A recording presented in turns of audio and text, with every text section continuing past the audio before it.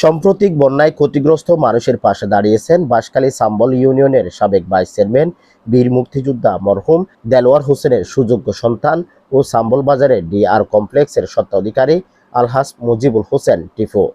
তার ব্যক্তিগত উদ্যোগে 1000 বন্যা দুর্গত পরিবারের মাঝে ত্রাণ ও পুনর্বাসন সামগ্রী বিতরণ কার্যক্রম শুরু হয়েছে।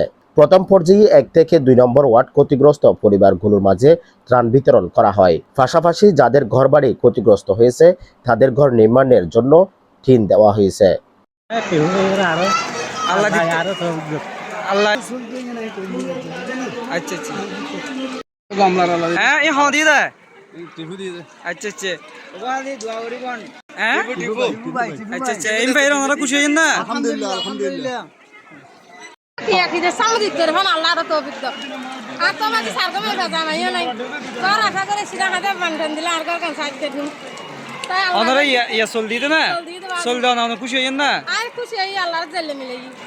আলহাজ মুজিবুল হোসেন টিফু জানান, পর্যায়ক্রমে সাম্বল ইউনিয়নের সব ওয়ার্ডে মোট 1000 ক্ষতিগ্রস্ত পরিবারের কাছে ত্রাণ ও পুনর্বাসন সহায়তা পৌঁছে দেওয়া হবে।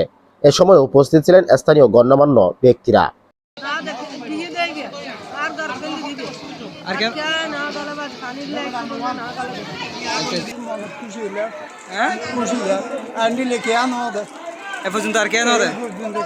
যোগাযোগ না করে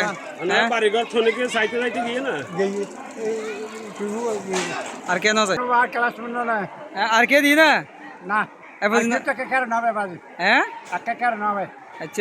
এই মানবিক উদ্যোগের প্রশংসা করেছেন স্থানীয় সাধারণ জনগণ।